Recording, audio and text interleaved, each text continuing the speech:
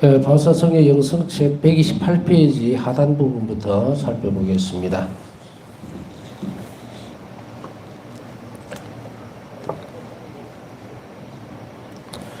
우리는 지금 성체성사에 대해서 살펴보고 있습니다. 오늘 본당에서 성체조배에서 비정을 올 수가 있습니까? 할 수 있습니까? 라고 묻는데 이제 할 수 있습니다. 그래서 요일이 잘 안 맞기는 하지만 문득 그런 생각이 드는 거예요. 지금 성체성사에 대해서 며칠 동안 계속해서 얘기를 하고 있는데 뭐 성체조배 회원들이 와서 비정을 한다면은 또 특별하게 마련된 것이 뭐가 있지 않을까 그런 생각을 해봅니다만은 한동안 여기가 지금 비정의 사람들이 이렇게 잘 알려지지가 않은 곳이에요. 그래서 시설도 좀 그렇고 그렇지만은 저는 늘 그렇게 기도합니다. 부르시는 있는 사람들만 올 거라고. 만약에 이렇게 하나님께 봉헌하고 있지 않으면요, 참 복잡한 마음이 들 거예요. 그래서 늘 기도하는 것은 여러분들도 그렇게 사시면 돼요. 오늘 만나야 될 사람을 만나야 되는 거고 오늘 살아내야 되기 때문에 살아낸다는 거. 그게 하나님이 원하시는 거예요. 하나님 나에게 주는 선물입니다. 하루하루가 시간들이. 그래서 그것에 시간을 마련해 놓았다면 은총도 함께 따라오거든요. 그러니까 눈에 보이는 것에 좌절하거나 실망하지 말고 보이지 않는 것을 그 희망을 통해서 하나님의 자비를 입을 수 있도록 노력하셔야 됩니다. 자, 성체성사는 서로 다른 세대와 시간과 공간을 초월해서 십자가와 부활에 계신 그리스도께 다다를 수 있도록 해준다고 얘기를 했습니다. 이 성체성사 안에는. 그래서 성체 안에는 그냥 내 살이다, 내 피다라고 내어줄 때, 성체와 성혈을 우리에게 주실 때에는 당신 자신이잖아요, 이게. 이것을 우리는 지금 믿음의 눈으로 보거든요. 바울사성의 일기에서 그 말씀만 하고 계시죠. 어린 아기 예수님의 모습으로 성체가 축성될 때에 그 성체가 바로 아기 예수님으로 변모되는 것을 예전에 보시죠? 보시면서 끝에는 뭐라고 말씀을 하고 있습니까? 이렇게 얘기죠. 지금 저는 눈으로 보고 있지만 당신을, 예수님이죠? 성체성사 안에 감춰주신 당신을 나는 눈으로 보고 있지만 다른 모든 사람들은 믿음의 눈으로 그것을 보고 있습니다. 우리는 믿음의 눈을 키워야 돼요. 눈에 보이는 것만을 믿는 것이 신앙이 아니라 그랬잖아요. 보이지 않는 것을 믿는 것이 신앙이에요. 그게 참된 신앙이에요. 그런데 우리는 보면서도 그 실제 안에 있는 예수님을 알아볼 줄 알아야 돼요. 그것은 무엇으로 가능한가? 영혼의 눈으로 봐야 됩니다. 영혼의 눈으로 봐야 된다는 것을 딱 이 말을 던지면은 알아들은 사람은 빨리 들었을 거예요. 영혼은 무엇으로 성장하는가의 문제예요. 영혼은 성체성사로 성장합니다. 그런데 성체성사로 성장하는데 믿음이 없는 성체성사 있을 수가 있을까? 내가 더 많이 받아들이고 또 하느님의 그래서 이 성체성사 안에 일어나고 있는 이 신비로운 일들을 내가 내 영혼 안으로 이끌어들이기 위해서 뭘 해야 했습니까? 묵상, 기도. 특히 십자가에 예수님 순환에 대한 묵상. 예수님의 순환에 대한 묵상은 바로 성체성사로 직결이 됩니다. 왜냐하면 돌아가셨기 때문에 우리에게 주실 수가 있어요. 떨어뜨려 놓으면 안 돼요. 우리 여러분들 가운데에서 십자가에 이걸 특별하게 십자가다 안 믿는 사람들이야 고통이라 이야기할 거고 또 믿는 사람들은 십자가라고 얘기하겠죠. 근데 그 십자가가 가치가 있기 위해서 뭘 해야 됩니까? 그 십자가가 예수님처럼 사랑을 닮아야 돼요. 예수님의 사랑을 닮아야 십자가가 가치가 있다고 그랬죠. 그렇기 때문에 우리는 이 십자가를 통해서 예수님을 점점 닮아갈수록 우리는 어느 쪽으로 더 깊이 들어갑니까? 성체 안에 감추어져 계시는 예수님과 하나가 될 수, 일치가 될 수 있는 길이 더 빨리 열리죠. 그리고 우리가 바라만 보는 것이 아니라 영성질을 통해서 우리 안으로 들어오시죠. 그랬을 때 이 내 안에 영혼 안에 사시는 예수님과 결합하려고 하는 수없이 많은 외적인 노력들을 해야 되는데 그것을 우리는 뭐라고 얘기할 수 있는가? 의탁과 자비라고 얘기할 수 있죠. 그래서 이런 것들이 계속해 나감으로 해서 영혼은 어떻게 됩니까? 성장하는 거예요. 그러니까 성체성사 영성질을 통해서 내 안에 오시는 예수님을 참된 믿음의 눈으로 바라보고 그리고 믿음으로 결합되려고 애를 쓸 때 뭐가 필요해요? 믿음이 커야 되잖아요. 그죠? 믿음이 성장해야 되죠. 그 믿음을 성장시킬 수 있는 것은 뭡니까? 물론 사랑이 기본이에요. 그러나 의탁의 태도와 자비의 태도가 깊어질수록 믿음은 어떻게 됩니까? 아주 거대한 나무처럼 자리를 확실하게 잡게 되죠. 이 안에서 영혼은 성장을 하게 되고 또 영혼은 영성생활을 통해서 성장이 돼요. 영성생활을 통해서. 그럼 영성생활은 뭔가? 따로 풀릴 필요 없어요. 그럼 의탁의 태도, 자비의 태도라고 얘기했잖아요. 이웃에게 자비로운 것과 의탁의 태도. 의탁의 태도 안에는 뭐가 있다고 그랬습니까? 여러 가지 특성들이 어우러져서 드러나는 그것이 다 모여서 드러나는 태도가 의탁의 태도라고 그랬으니까 이제 의탁의 태도를 잘 따라가면 영성생활이 될 거고 그 영성생활 안에서 내 영혼은 어떻게 된다? 성장하죠. 영혼이 가는 길이에요. 이 영성생활이라는 것은. 내 몸만 가는 게 아니고 그래서 여기에서도 또 강조를 하지만 내 몸만 가는 행위는 뭐다? 종교생활이다. 내 영혼 걱정을 하고 내가 영원히 살아야 될 내 영혼, 나에 대한 거예요. 그걸 걱정하고 죄를 지으면 안 돼. 내가 죄를 짓거나 또 혹은 어떤 악한 생각에 빠져들면 예수님에게서 멀어질 것이고 그럼 어떻게 돼요? 내 영혼은 파괴되겠죠. 여기서 파괴된다는 말은 뭐 없어진다, 뭐 소멸된다 그런 의미가 아니라는 거 아시죠? 사랑을 박탈당해버리면 관계가 끊어지잖아요. 하느님과. 이런 걸 늘 걱정할 때 이걸 우리는 뭐로 볼 수 있다? 영혼 사정을 생각한다는 거거든요. 그래서 죄를 지으면은 내가 하나님께 떨어질 수밖에 없다는 그런 것들을 경계를 해야 되고 그래서 악과 싸워야 되고 투쟁이죠. 그 다음에 하나님과 내가 이 땅에서부터 하나가 될 때에 천국을 지향할 수 있으니까 또 더 적극적으로는 뭘 해야 됩니까? 하나님께 당하고 이웃에게 자비로 하셔야 되겠죠. 자, 이렇게 된 것이 이거 되지 않으면요. 바울사 성령가 말씀하고 계시듯이 많은 사람들, 모든 사람들은 믿음의 눈으로 성체를 바라보겠지만 성찰에 계신 예수님을 알아보겠지만 라고 하는 이 말도 적용이 안 된단 말이에요. 될 수가 없죠. 영혼이 성장을 안 해버리니까. 영혼이 딱 닫고 있는데 영성생활이라고 하는 것은 영혼의 방향이 개방됨으로 인해서 영적으로 하는 길을 향하는 거예요. 근데 이걸 딱 닫아 놓으니까 외적인 태도밖에 안 나오죠. 이걸 자꾸 신앙이다. 신앙 아니에요. 그냥 태도입니다. 태도. 종교적인, 의례적인 태도. 이거 왜 아무 가치가 없죠. 성체성사에 대한 이 신비에 들어갈수록 우리 영혼이 점점 더 개방되어질 때에 우리는 이제 믿음의 눈으로 성체 안에 계시는 예수님을 인격적으로 만나야 됩니다. 바라보라고 얘기하지 않습니다. 사랑은 서로가 서로를 바라보는 것에서 만족하는 것일 수 있겠지만 그러나 일치라고 하는 것은 뭡니까? 서로가 서로에게 자신을 내어주는 행위예요. 그렇기 때문에 우리가 마지막 때에는 예수님과 하나님과 우리가 맞대고 볼 거예요. 어떤 가리움 없이. 그러나 그 이전까지는 뭡니까? 믿음의 눈, 신앙의 눈으로 봐야 된다. 그래서 바로 이런 부분들, 영성세 때마다 개인적인 만남을 우리는 추구해야 되고 개인적으로 만나는 그 과정 안에 뭐가 들어가 있어야 될까? 예수님 순환과 죽음과 부활이라고 하는 그 큰 신비가 계속적으로 녹아 들어가야 돼요. 한번 봐갖고 되는 문제가 아니에요. 그래서 바울사 성령에게 아주 어려울 때마다 혹은 당신과 결합될 수 있는 가장 빠른 길이 뭐다? 당신 순환을 묵상하는 거였다. 그래서 바울사 성령은 매번 매 순간 자신의 작은 어려움이나 고통도 예수님 순환과 계속 의식적으로 결합을 시킨 거예요. 그 결합시킴으로 인해서 자신의 작은 행위가 신적 영역 안으로 들어가게 됩니다. 이 초월적인 사랑이 그것을 부어지니까 가치가 있게 되죠. 그러면 어떻게 돼요? 하나님을 더 알 수 있도록 영혼은 또 성장을 하는 거예요. 이게 예수님, 이게 하나님을 닮은 모상입니다. 점점 닮아가는 거예요. 이런 일들은 아주 큰 일에서부터 아주 작은 일에 이르기까지 충실하게 어떻게 살아가주느냐에 따라서 달라지는 문제인데 성체성사에 대한 부분들에 있어서는 반드시 우리가 개인적인 만남을 어떻게 하고 있는가에 대한 그 수치를 잰다면 앞에서 제가 설명해 드렸던 것처럼 묵상과 기도 생활이 쭉 따라가지 않으면 개인적인 만남이고 뭐가 아무것도 없게 됩니다. 그래서 여러분들이 본당에 가서 영성체하고 돌아오는 사람들 잘 보세요.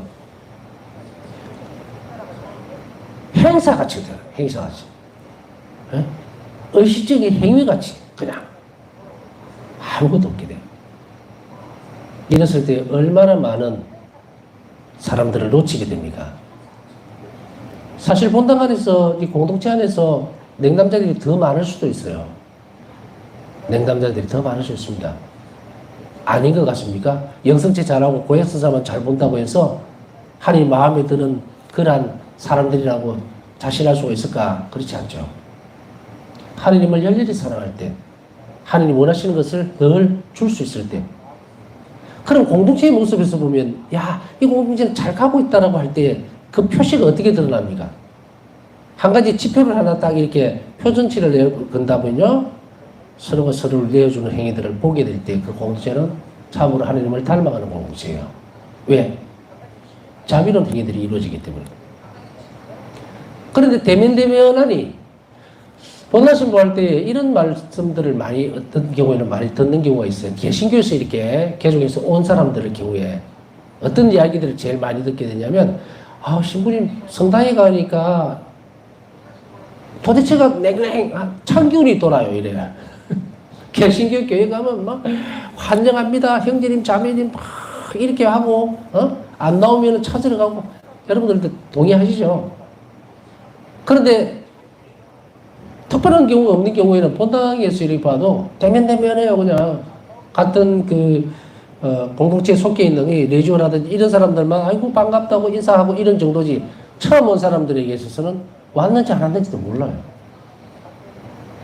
그런 경우를 참 많이 봤어요. 여러 본당을 다니면서도 보면 똑같아요. 거의 비슷비슷해요. 그러니까 예를 쓰죠. 친교 시간을 만든다든지 아니면은 미사 마치고 나서 커피를 한잔 마시면서 좀 대화하고 얼굴 익히도록 하는 노력들을 한다 해도 무엇이 그렇게 바쁜지 끝나자마자 그냥 총알같이 가버리는, 그때마다 뒷모습을 이렇게 바라보면서 어떤 때는 인간적으로는 허탈감을 느껴요. 금방 미사 때에 강론을 하면서 서로 사랑하셔야 되고요, 인사도 하고 서로 이렇게 정겹게 해야 됩니다 라고 물으면 예라고 대답해놓고 미사 마치고 나가보면은 전부 도망가 버리고 없어요. 이게 야, 내가 지금 뭐하고 있지 이런 생각이 들 때가 사실은 있어요. 아주 없다고 하는 것은 아니에요. 그렇다고 크게 실망하는 것은 아니고요, 좀 더 자꾸 연습시키고 익숙하지 못해서 그렇게 생각하지만, 그러나 그 방향도 좋은 방향은 아닙니다. 성공할 수 있는 확률이 10%도 안 돼요. 어떻게 될까? 내적인 변화를 일으키게 됩니다. 여러분 한 분 한 분이 내적으로 말 그대로 내적 생활을 하게 되면 그리스도교 공동체는 어떻게 된다? 살이 찌고 행복해집니다. 은총이 그저 쏟아져 내려요. 근데 내적 생활이 완전히 죽어버리면, 말 그대로 영성 생활이 죽어버리면 종교인들만 모여있으니까 대면대면하죠. 서로가 서로에게 뭘 줘야 될지를 모르니까. 왜냐하면 예수님을 닮아서 그것을 줘야 되는데 그것이 안 되는 거예요. 말로만 이제 성체성사 신비라는 것은 하나님께서 나에게 모든 걸 주셨으니까 여러분들도 하나님께 모든 걸 드려야 됩니다 라고만 하는 거죠. 근데 실상은 그게 어려워지는 이유가 여기 있어요.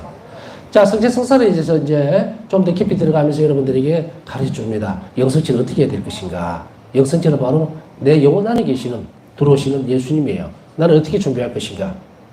제가 강의를 훨씬 앞에 1년인가 2년 전에 보면 이게 다 설명드렸고 다 했어요. 근데 그것을 근성근성 들었으면 내가 지금 영성체하는 내적 마음 태도가 하나도 안 변해 있는 사람은 잘못된 거예요, 지금. 그러나 그 강의를 듣거나 제가 이야기했던 것들을 이해한다면, 꼭 그렇게 살아왔다면, 아, 요즘은 영성체 할 때 내 내적인 태도가 바뀌었다는 것을 알 수 있는 사람이 분명히 있어요. 그리고 그 내적인 태도의 변화가 얼마나 많은 하나님과 나와의 친교를 만들어내는지도 이미 체험하고 있을 거고, 그것으로 인해서 내가 행복을 느끼고 있는 사람도 반드시 있다고 나는 생각을 해요. 그러면 이 행복들을 좀 더 깊이 가져오려면 어떻게 될까? 거기 이 세상에 살아가면서 했던 행복이 아니라 바로 내세적인 마지막 부활한 이후에, 우리가 죽음 이후에 가야 될 천국의 삶을 그대로 가지고 와서 이 땅에서 살아내려면 이제 영성체 안에서, 이 성체성사 안에서 깊이 결합되는 연습을 하면 된다는 거죠. 그래서 성령은 순환과 죽음과 부활에 참여하는 것이었기 때문에 내가 실생활 속에서 죽어줘야 됩니다. 내가 십자가를 예수 그리스도께 대한 사랑, 하나님께 대한 사랑으로 그것을 받아들여주고, 그리고 순환이 뭡니까? 모욕을 당하고 다른 사람들이 억울한 일을 당해도 그에게 악으로 행하지 않고 선으로 그들을 대할 때, 그때 예수님 순환에 동참하는 겁니다. 동참하는 거예요. 이걸 의식적으로 분명히 알아들어야 돼요. 아니, 난 아무것도 못했는데, 난 아무것도 할 수가 없는데, 어떻게 하라는 이야기야? 너무 어렵지 않나? 안 어렵습니다. 우리는 남에게 모욕을 당할 때 굉장히 화가 나죠. 그래서 막 정말 저 사람을 내가 어떻게 할까 막 고민을 하고 식음을 전폐할 정도로 화가 나고 분노가 자꾸 커져요. 그죠? 나는 결백한 사람이야. 근데 제가 막 무고죄야. 정말로 저걸 고발해도 될 만큼 나에 대해서 험담을 하고 막 나쁜 걸 퍼뜨려 놨다고. 그거에 대해 분노하면서 막 사실 그런 것 때문에 요즘 신문이라는 말은 참 옛날 말 같아요. 요새가 보면. 하여간에 매체를 통해서 보면은 인터넷이든 뭐 뉴스든 어떤 형태로도 보면 막 자기 성질을 못 이겨서 막, 묻지마 범행, 그죠? 저지르는 것들, 화가 난다고 막 지 마음대로 이렇게 막 분노를 터주는. 이게 정신이 이상한 사람이 아니에요. 죄의 결과예요. 악이 이렇게 만들어내는 거야. 왜? 믿는 사람이나 안 믿는 사람이나 똑같이 화를 내니까. 하나님을 존재시켜줘야 되는데, 악은 누구에 의해서 꺾입니까? 하나님에 의해서만 꺾여요. 내가 꺾을 수 있는 게 아니고. 그런데, 믿는 사람도 마찬가지고, 안 믿는 사람도 마찬가지고, 똑같이 화를 내고, 똑같이 고함을 지르고, 똑같이 무슨 어떤 행패를 부리려고 그러고, 복수를 하려고 그러고, 이러는데, 도대체가 하나님이 자비가 이 땅에 머물 수 있는 공간이 없는 거예요. 누구도 그걸 하질 않으니까. 그러나 어떤 한 사람이라도 그런 모욕적인 일들을 다 했을 때, 그래, 내가 힘이 없어서 참는다. 이게 아니고, 내가 이런 기회들을 받아들일 때에 얼마나 예수님은 억울하셨을까. 쉽게 이야기하면, 얼마나 그것을 밖으로 표현도 안 하시면서 모든 것을 그대로. 우리는 뭐 사순지식이 되면은 너무도 많은 얘기를 듣잖아요.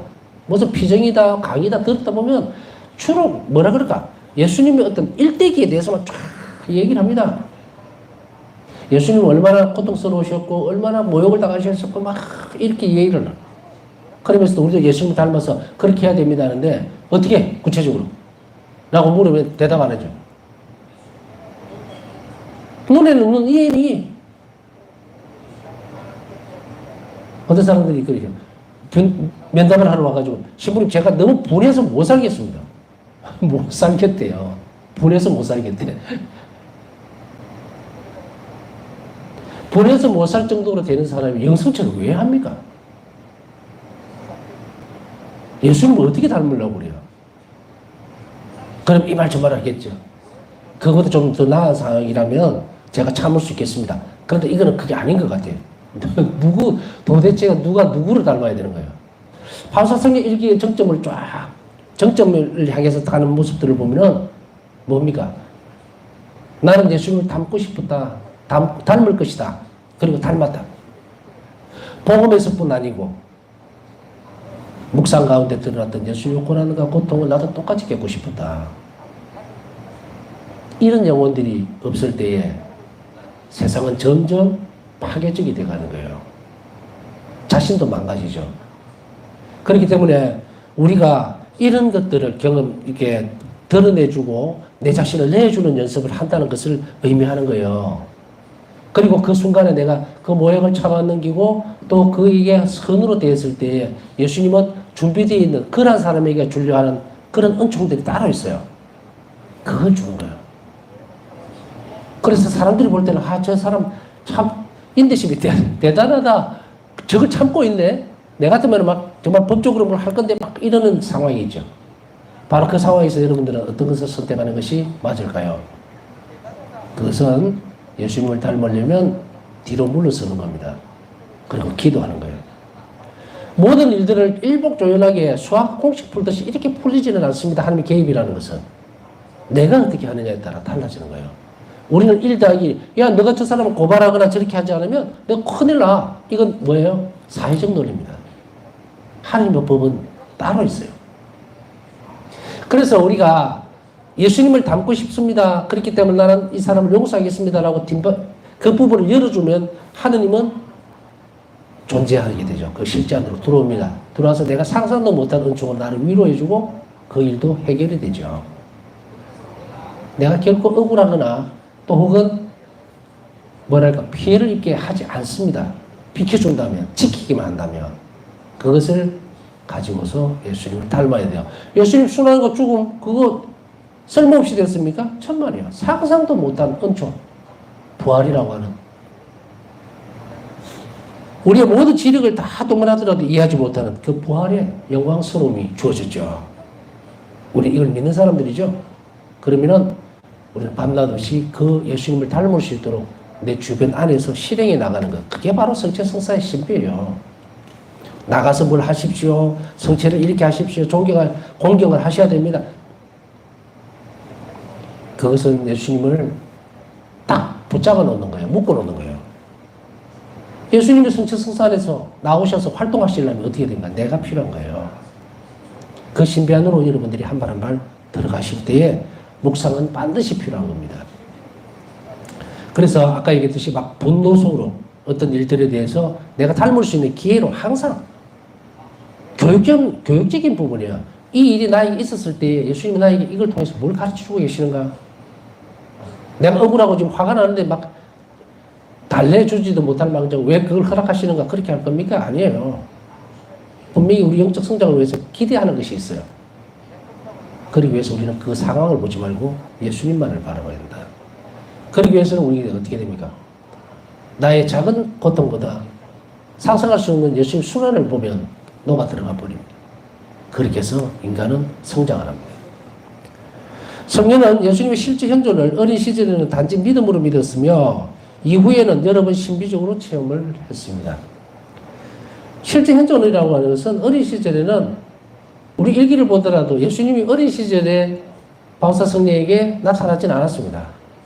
그러나 영혼 안에는 당신을 사랑할 수 있도록 해주셨죠. 그것을 바우사 성령은 분명히 기록을 하고 있지만 그것 또한 마찬가지로 믿음으로 받아들인 행위였을 뿐 그러나 그 이후에는 여러 번 이제 신비적으로 체험을 하게 됩니다. 많은 경우에 이제 일기의 내용을 보더라도 엄청난 신비적 체험들을 하게 되죠. 그러나 그 이전까지는 어떤 상태로 우리에게 존재하는가 신앙의 눈으로 볼 수 있도록 또 믿음으로 믿는 경우에 그것이 가능한 겁니다. 내가 기적이 일어나면 믿겠다가 아니고 신앙은 뭐라 그랬습니까? 받아들임이에요. 내가 이해하고 수용하는 게 아니라 받아들임입니다. 영원한 하나님에 대한 신비는 우리가 인간적인 이런 소멸될 수밖에 없는 유한한 존재인 인간은 수용하는 받아들임이에요. 수용이라는 것은 내 한계가 있기 때문에 그런 의미보다는 오히려 받아들임이라는 것이 맞다. 그 거대한 신비에 대해서 예라고 대답할 때 그 수용이 아니고 수용이라는 단어도 뭐 비슷하겠지만 저는 받아들인다는 것을 분명히 하고 싶습니다. 그래서 우리가 세례 때도 보면 여러분들 신앙으로 받아들입니까? 라고 하지 여러분 수용하시겠습니까? 수용한다는 건데 의견이 그게 천박하게 되는 거예요. 그래서 의지적으로 받아들인다는 것은 내 의지를 그것에 결합시키는 거죠.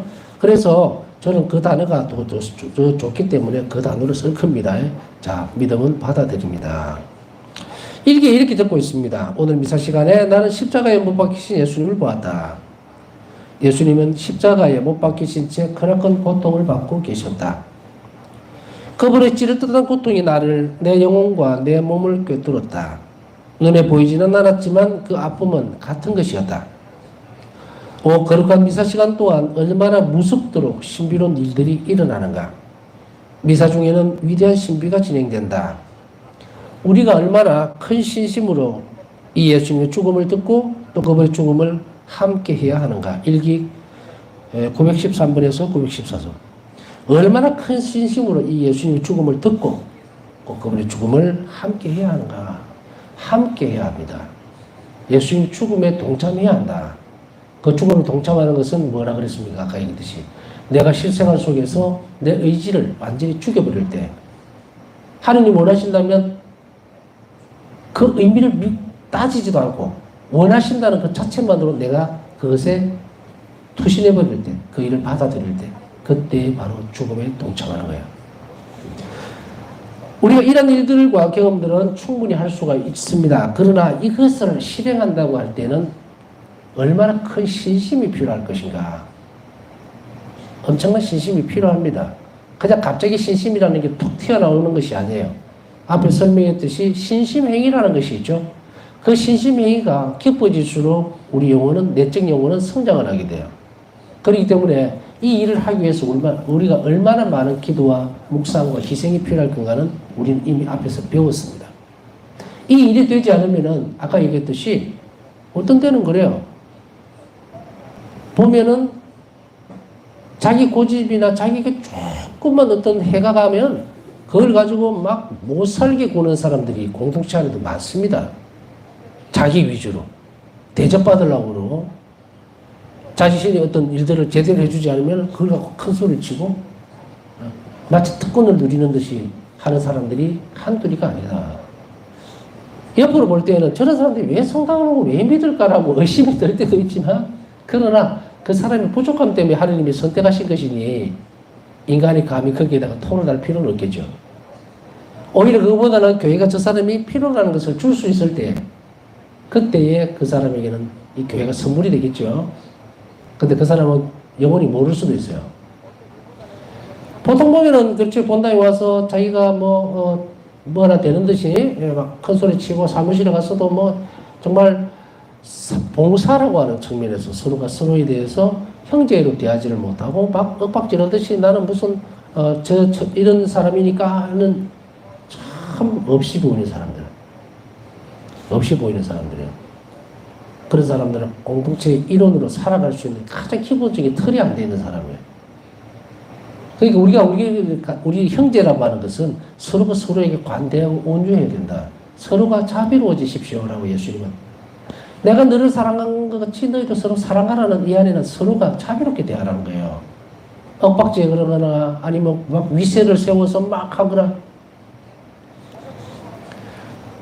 더 이상은 점점점 공동체 안에서 일어나고 있는 일들은 여러분이 충분히 체험을 했을 것이고, 또 야 저럴 수도 있구나 하고 한탄을 할 수도 있고 저거 고칠 수가 없어라고 하는 것도 수없이 많이 봤을 거지만, 그러나 대부분은 사람 사는 세상에 이런저런 일들도 있겠지라고 치부해버리고 넘어가겠지만 그건 골병입니다.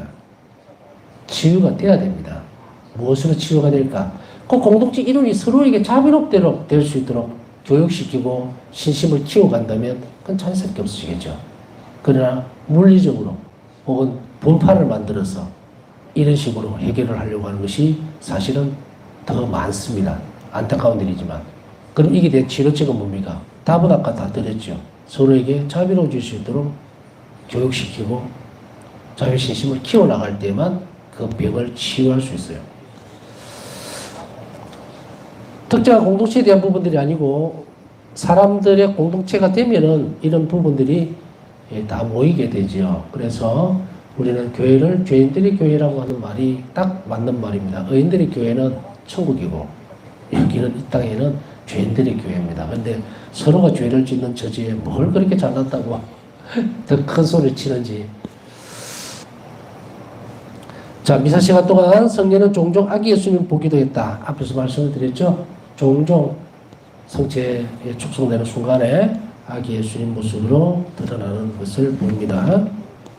일기에 이렇게 적고 있다. 오늘 미사 시간에 나는 내 가까이에 계시는 아기 예수님을 보았다. 그분은 1살가량 되어 보이셨고 내 팔에 당신을 안아달라고 하셨다. 내가 그분을 팔에 안았을 때 그분은 내 가슴에 바짝 달라붙으시면서 내게 말씀하셨다. 네 심장에 이렇게 가까이 있는 것이 나는 좋다. 이 말에 참 우리가 모든 것을 드려도 되는 하나님이시죠. 나는 네 심장에 가까이 있는 것이 좋다. 아기 예수님의 모습으로 바서성의 가슴에 기대면서, 그러나 이 상태는 어떻습니까? 밖에 있잖아요. 밖에 있으면서도 당신의 머리를 바서성의 심장 쪽에 대고 난 이렇게 네 심장 가까이 있는 것이 좋다라고 하시는 이 예수님은 이제 어떻게 하십니까? 그 사랑의 절정은 우리 영혼 안으로 들어오고 싶어 하죠. 안으로. 그랬을 때 우리는 어떻게 해야 될 것인가? 성체 성사를 통해서 이 신비로운 측면들은 여러분 각자에게 이렇게 묻습니다. 나는 네 영혼 안으로 들어가고 싶다. 나는 그게 좋다. 그런데 우리는 어떻게 하고 있습니까? 예수님 들어오시면 안 돼요. 나는 관심이 없습니다. 당신은 내 안에 들어오시지 말고요. 그저 내가 원하는 거 바라는 것만 들어주고 마치 도깨비 방망이처럼 그런 예수님을 계세요. 뭐 골치 아프게 자꾸 안에 들어오려고 그래. 들어오게 되면 내 골치 아파요. 내 사는 생활도 간섭을 할 것이고 난 내가 먹고 싶은 것도 못 먹고 하고 싶은 것도 못하고 맨날 참아라 그러고 왼쪽으로 가고 싶은데 자꾸 오른쪽으로 가라 그러고 그러실 거 아닙니까? 그렇지만 딱 매점하게 자르러 그럴 수는 없으니까 예수님 그냥 옆에 계세요. 들어오시지 말고.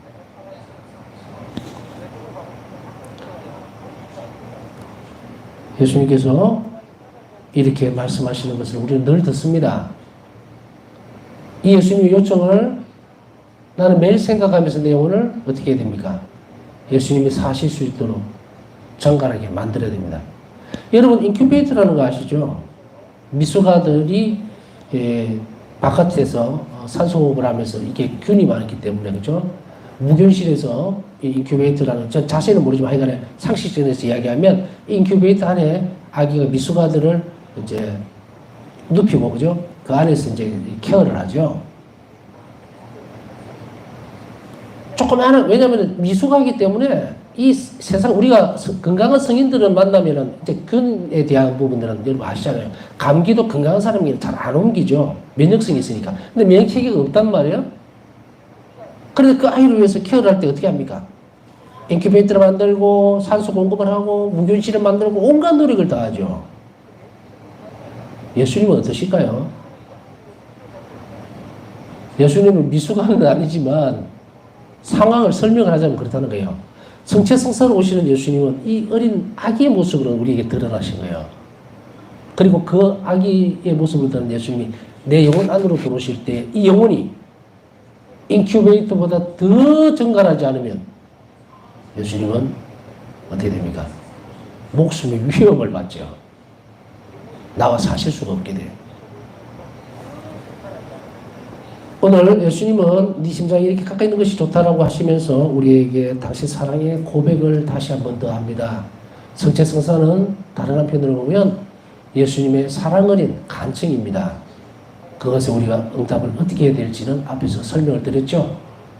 오늘 이후로는 성체성사에 대해서 더 많이 묵상해야 되고 그리고 영성체 때 우리 영혼이 항상 주님 모시기에 합당할 수 있도록 노력한다면 우리는 한층 더 높은 단계의 영성생활을 할 수가 있게 됩니다. 남은 시간 묵상하면서 오늘 기도 청하신 분들 기도 제안도 함께 기억하면서 간절히 하나님께 청해 주시기 바랍니다.